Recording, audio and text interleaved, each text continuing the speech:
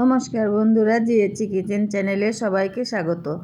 প্রতিদিনের মতো আজকেও নতুন একটা রেসিপি নিয়ে আপনাদের সামনে চলে আসলাম। তো আজকে আমি রান্না করব মরলা মাছ। পেঁয়াজ কুলি দিয়ে আমি মরলা মাছ রান্না করব। তো পেঁয়াজ কুলি দিয়ে আমি মরলা মাছ কীভাবে রান্না করেছি সেটাই তোমাদের সাথে শেয়ার করব। বন্ধুরা দেখতে থাকো। তো দেখো বন্ধুরা, এখানে মরলা মাছ আর পেঁয়াজ কুলি, আর এখানে আমি পেঁয়াজকলি আর সবজি কেটে নিয়েছি। এখানে আছে আলু, বেগুন, ঝিম, ফুলকপি, সব ধরনের সবজি আমি নিয়েছি, শীতের সবজি। আর এখানে মরলা মাছগুলো ধুয়ে পরিষ্কার করে নিয়েছি। এবার মাছগুলো আমি হলুদ আর লবণ দিয়ে মাখিয়ে নেব। তো মাছের মধ্যে আমি লবণ দিয়ে দিলাম, হলুদ দিয়ে দিলাম। এবার আমি খুব সুন্দর করে মাছগুলো মাখিয়ে তারপর ভেজে নেব। তো দেখো বন্ধুরা, মাছগুলো মেখে ফিরে আসলাম। এবার আমি গ্যাসের ওভেনে একটা কড়াই বসিয়ে দিয়েছি। কড়াইটা গরম হয়ে গেছে, আমি সাদা তেল দিয়ে দিলাম। তেলটা গরম হওয়া পর্যন্ত অপেক্ষা করব। তো দেখো বন্ধুরা, তেলটা কিন্তু গরম হয়ে গেছে। এবার আমি মাছগুলো দিয়ে দিচ্ছি। মাছগুলো দিয়ে আমি এপাশ ওপাশ করে ভেজে নেব। তো মাছগুলো এক পাশ ভাজা হয়ে গেছে, এবার আমি উল্টিয়ে দিচ্ছি। মরলা মাছ খুবই ছোট ছোট, মরলা মাছটা একদম ছোট, কিন্তু খেতে কিন্তু ভীষণ ভালো। এটা লোকাল মরলা মাছ। তো মাছগুলো কিন্তু ভাজা হয়ে গেছে, এবার আমি তুলে নেব। তো মাছগুলো আমি তুলে নিয়েছি। বেঁচে থাকা মাছগুলো আবার দিয়ে দিলাম আমি। এগুলো আমি ওই একইভাবে উল্টে পাল্টে ভেজে নেব।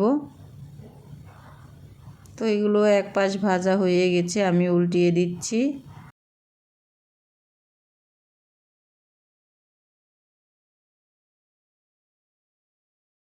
তো সবগুলো মাছ আমি এইভাবেই ভেজে নেব।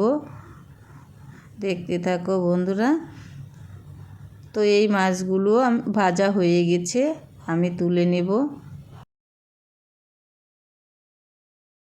তো সবগুলো মাছ ভেজে আমি তুলে নিলাম। একটা বলের মধ্যে আমি মাছগুলো রেখেছি। তো দেখো বন্ধুরা, সবগুলো মাছ কিন্তু ভাজা হয়ে গেছে।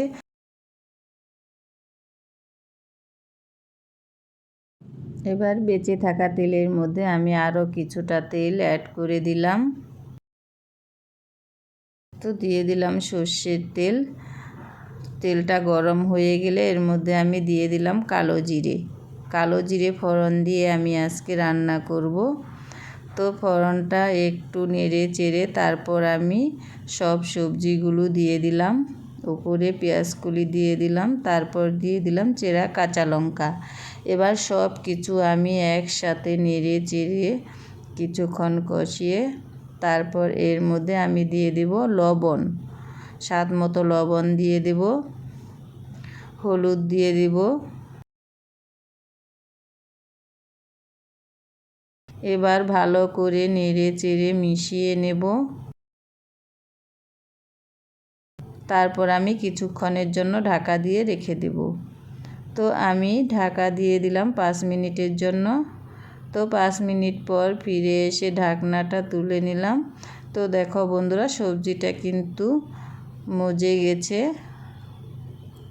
এখানে অনেকগুলো দেখাচ্ছিল, কিন্তু এখন কিন্তু অল্প দেখাচ্ছে, মানে সবজিটা মানে সেদ্ধ হয়ে মজে গেছে।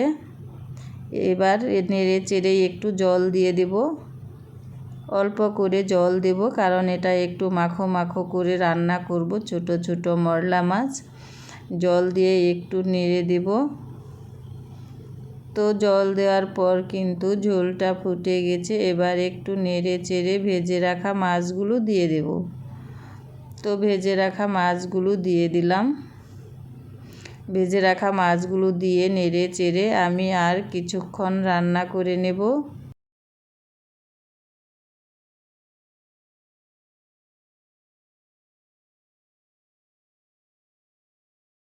তো দেখো বন্ধুরা, দেখতে কিন্তু খুব সুন্দর লাগছে মরলা মাছের এই চচ্চড়িটা। খেতেও কিন্তু ভীষণ ভালো হয়েছিল। তো তো আমার রান্নাটা প্রায় হওয়ার মধ্যে আমি একটু জিরে বাটা দিয়ে দিলাম। জিরে বাটা দিয়ে একটু নেড়ে চেড়ে মিশিয়ে দেব। জিরে বাটা দিয়ে আমি আরও কিছুক্ষণ রান্না করে নেব। তো দেখো বন্ধুরা, জিরে বাটা দিয়ে আমি কিছুক্ষণ রান্না করে নিয়েছি। তারপর দিয়ে দিলাম ধনেপাতা কুচি। আমি উপর থেকে ধনেপাতা কুচি দিয়ে দিলাম। এবার একটু নেড়ে চেড়ে মিশিয়ে দেব। তো আমার মরলা মাছের চচ্চড়িটা কিন্তু রেডি হয়ে গেছে। এবার আমি নামিয়ে নেব। তো বন্ধুরা, এইভাবে মরলা মাছ নতুন সবজি দিয়ে, পেঁয়াজ কলি দিয়ে, ধনেপাতা দিয়ে রান্না করে খেয়ে দেখবে, ভীষণ ভালো লাগে খেতে। তো আমার রেসিপিটা যদি ভালো লেগে থাকে তবে লাইক কমেন্ট শেয়ার করে দিবে বন্ধুরা। দেখতে যেমন সুন্দর হয়েছে, খেতেও কিন্তু ভীষণ ভালো হয়েছিল। মরলা মাছ তো এমনিতেই খুব ভালো লাগে, তার মধ্যে নতুন সবজি পেঁয়াজ কুলি দিয়ে খেতে আরও ভীষণ ভালো লাগে। তো আজকের মতো সবাইকে টাটা।